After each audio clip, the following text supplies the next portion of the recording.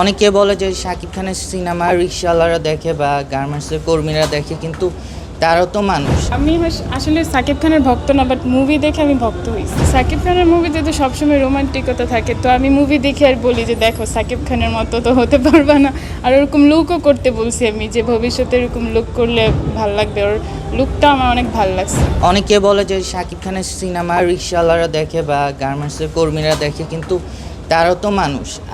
আজকে যদি রিক্সা না চলে তাহলে আমাদের অবস্থাটা কতটা খারাপ হবে আমাদের এটা চিন্তা করা উচিত। বা গার্মেন্টসের শ্রমিকরা যদি কাজ না করে তাহলে কিভাবে আমাদের রেমিটেন্স আসবে, বৈদেশিক মুদ্রা আসবে।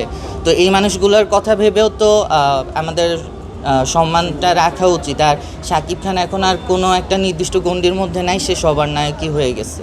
আর তার ব্যাপারে, পার্সোনাল ব্যাপারে যারা বলে, আমি বলবো যে তার যেহেতু দুইজন ওয়াইফ ছিল, তাদের নিজেদের মধ্যে তো কোনো সমস্যা নেই, তাহলে আমরা কেন সাধারণ মানুষের মধ্যে আমরা কেন সমস্যাটা করব? আমাদের নায়ক, আমাদের তাকে যোগ্য সম্মানটা দেওয়া উচিত। সে আমাদের দেশের সম্পদ। সানবিট সব দিবে সামাল। সানবিট ম্যাজিক প্রেস ডিশওয়াশিং এর মাথা ঘোরানো সলিউশন।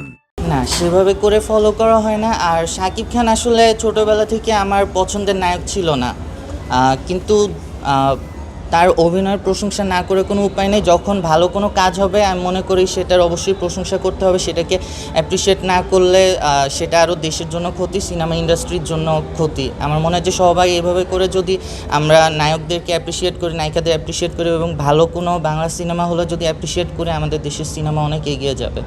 সবার লাস্টে যে কথাটা আছে যে পাপ আসলে বাপকেও ছাড়ে না, এটি আসলে প্রতিটা মানুষ নিজের পাপের ফল ভোগ করেছে বা করবে, এটি আসলে সব সময়ের জন্য সত্যি।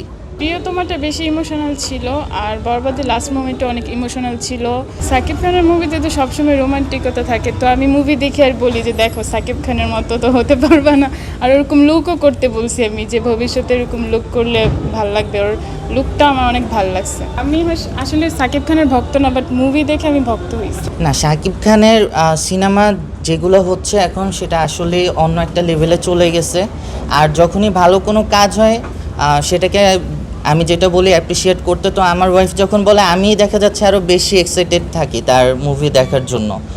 তো আমার কাছে ভালোই লাগে। আর তার লুকগুলো ভালো, চেষ্টা করব ভবিষ্যতে যে ওরকম যদি হতে পারে আমার ওয়াইফের মনের মতো। এটা আমার ইচ্ছা আছে, চেষ্টা করবো আর কি।